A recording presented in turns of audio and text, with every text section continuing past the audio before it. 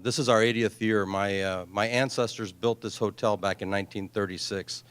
And for those of you who are staying in the classic section, which is the first 3 floors, that was the original section of the hotel that was built in 1936. The lobby that you see is the original tile that was put down. There was great fanfare when we opened up. Well, I wasn't there. When it was opened up. So the following year, 1937, they added the 6-story section. So if you're staying in the 4th, 5th, or 6th floor, you're only 79 years old. The section that we're in here today was built in 2001. So it takes this property up to a total of 231 rooms, bunch of meeting space and stuff like that. But so we're very proud to be able to host this. We try to be a community partner, builder, wherever we can. As she mentioned, we are landowners on the boulevard as well. It's a very nice strip. Hopefully the weather clears up, or you guys have already had a chance to venture out. Some nice restaurants, a lot of great shops, so it complements the hotel, and the hotel complements that. So enough about me. I have the pleasure to introduce the City of Fort Lauderdale Mayor, who is a friend of mine, a long-time friend of mine. Great family man, wonderful wife, 4 great kids. He hails from the area, grew up here, went to high school at one of the local private schools, Cardinal Gibbons, which is where his kids and my kids went. Went on to, this is where it starts to go off the rails a little bit, Notre Dame. So we'll put up with that, and then came back, got his law degree at the University of Miami, and has been practicing law in Broward County ever since. He got into politics early on, was the mayor of Wilton Manors, which is a small community a little bit north of here, smaller than Fort Lauderdale, not small, it's decent size. Went on to be a state representative for the area in the state of Florida. After he term limited out there, came back, and for the last 8.5 years has been doing an unbelievable job through some very tough times to keep the city not only right side, but moving in the right direction. He has a lot of numbers that he's going to throw at you, and it's great to have him as part of this organization. Speaking of that, his dad, Pete Seiler, is an honorary member of the Execs Association. So he's very familiar with what we all do. So with that being said, I'd like to introduce you to Jack Seiler.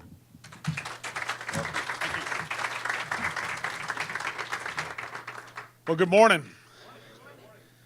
First of all, let me thank Mike for that introduction. And Mike's a little humble, but what you all don't realize is that everything that happens up and down Los Olas probably emanates from this location and emanates from this great hotel. I was honored a few years back to do the 75th anniversary of this hotel, and you would be amazed at how many people from up and down Los Olas came out, really to credit this hotel for why they're here, why Los Olas became what Los Olas became, why this community grew. And this is one of the great streets in America. You know, I suspect certain towns you can just mention a name and you don't have to say the city. And if you ever say Los Olas, everybody across the state, across the country, across the nation knows, oh, Fort Lauderdale. And that's because of what the Riverside Hotel here has done in Los Olas. So, Mike, thank you for your leadership to this community over the years. Let me, secondly, thank the executives. I get a chance every year to talk to the executives in their local organization. And you look around the room and you just see community builders. And that's a term you hear us use here in Fort Lauderdale. That's people that help us build community, whether it be on the business side, whether it be on the social side, whether it be on the charity side, charitable side, whether it be from the educational side, but people that kind of go above and beyond just making money, people that go above and beyond just, you know, raising a family, but people that help build community here in Fort Lauderdale. And the executives is so integrated into our community builders. You look around the leadership of our executives, and they are our community builders. They're where Fort Lauderdale came from. They're where Fort Lauderdale is going. So I want to thank the executives. I want to thank all the local executives executive members that are here. It is great to see what you guys have done in your history and what you've done for Fort Lauderdale. That means a lot. A couple quick numbers. I know you're all here to do business, and you're going to have to write off this as a business trip, right? Is that how that works? Who's not writing this off as a business trip? That's what I thought. So let me give you a little business here. First of all, the number one number I'll give you is we right now have the lowest unemployment rate in the state of the 25 largest cities. We're at 3.9% unemployment. Years ago, I was at a meeting up in Washington, and they said we will never get below 4.4. And I said, why is that? They said the new economy. It's almost going to be impossible to get below 4.4. That's the new, low.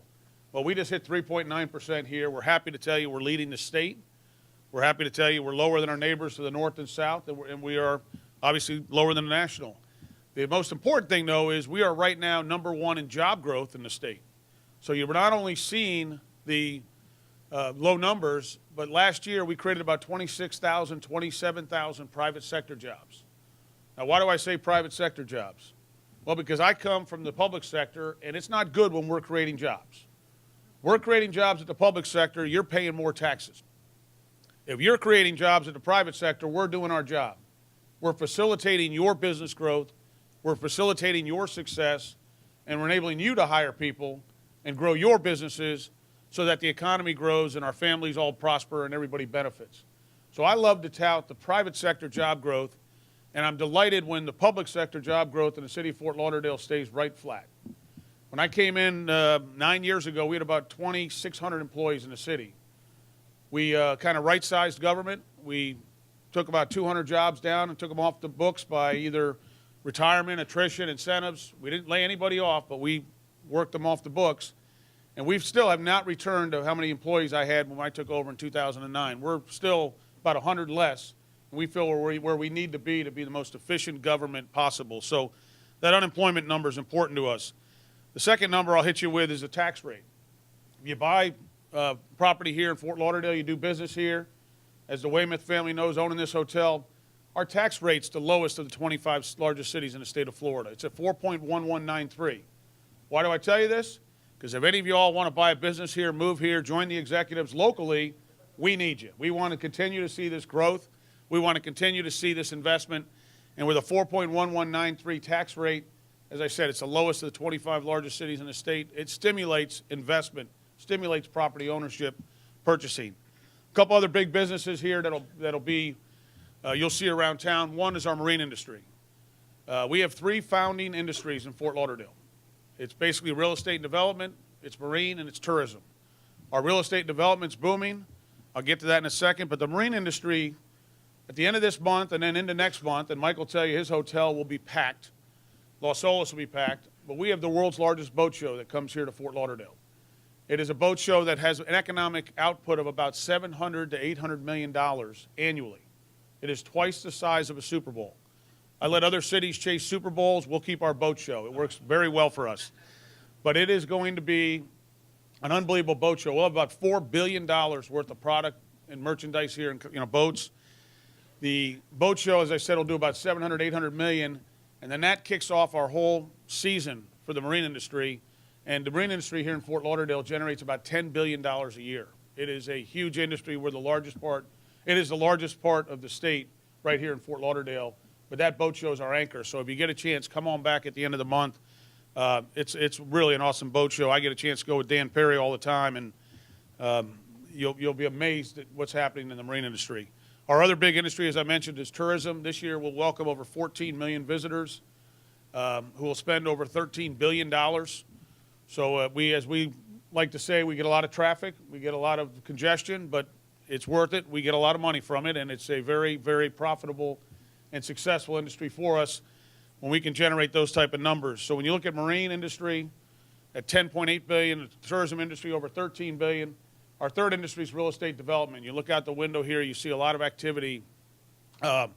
We probably have about 6,000 units in some stage of design, review, planning, permitting, and construction right here in the downtown corridor. That's an evidence of what's happening with our job growth.